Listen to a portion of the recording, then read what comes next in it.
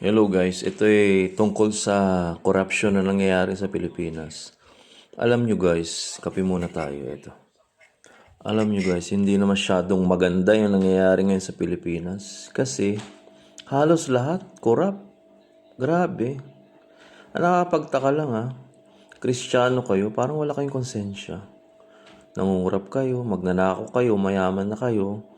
Bilyon-bilyon pa rin ang nananakaw nyo. Parang wala kayong, hindi kayo nakokontento sa kayamanan nyo. Imbis na maging public servant kayo, kaya pala kayo atat na tumakbo bilang mga congressman, senador, kasi magnanakaw kayo eh. Hindi nyo iniisip ang kapakanan ng mga mahihirap. Hindi totoo yung sinasabi nyo pag nag-i-speech kayo na tutulungan namin humahon ng mga mahihirap, tutulungan namin magkaroon ng maraming trabaho, tutulungan namin na maayos ang mga kalsada, infrastructure, mawala ng baha. Pero hindi. Lalong humihirap kasi ninanakaw niyo ang pera ng bayan. Imbis na tulungan niyo ang mga mahihirap dahil yan ang mandato ninyo, ibang ginagawa niyo, magnakaw. Ano ba ng konsensya niyo? Alam niyo, kung talagang kayo ay Kristiyano, matakot kayo. Meron nag-aabang sa inyo afterlife. Dahil yan ay ini-enjoy nyo yung buhay nyo rito. Sa lupa.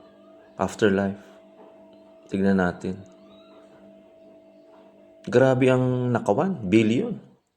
Billion. Nakakadismaya. Nakakagalit. Dahil ang mga magnanakaw nandyan pa rin. Hindi pa rin nakukulong. Yung dating nagnakaw, nanalo pa. Ayan na naman, nagnakaw ulit. Pinalaya. Ba't pinapalaya yung mga magnanakaw? Hindi sila makokontento kasi babawiin nila yung nawala sa kanila.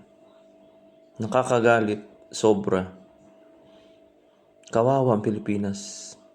Para naman sa mga Pilipino, iboto ninyo yung tama, yung malinis ang konsensya. Huwag nyo na iboto yung may kaso na may anomalya nang nangyayari sa sarili niya. Huwag nyo na iboto yan. Maging matalino tayo mga Pilipino. Sobra yung ganyan. Sobrang magnanakaw. Hindi sila natatakot. Hindi sila natatakot pumatay. Hindi sila natatakot manira ng tao. Kasi nga naman, sinaniba na sila ng masamang espiritu sa katawan. Lord, sana itong mga to mahuli naman at medyo mapahupa at matulungan natin ang Pilipinas. Sana, Lord,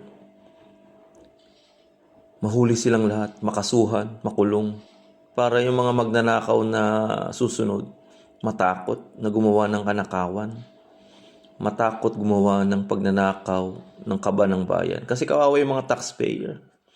Kawawa ang mga ordinaryong Pilipino dahil linoloko lang ng mga ito.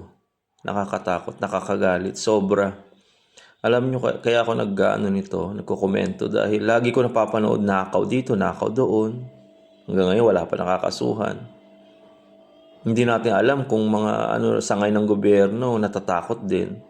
Pinapaboran nila yung magnanakaw dahil sila rin ay corrupt. Grabe. Sana habang nabubuhay kayo, konting video ko man ito, makonsensya kayo. Magkaroon kayo ng puso para sa mga Pilipino. Sobra. Okay, hanggang dito na lang.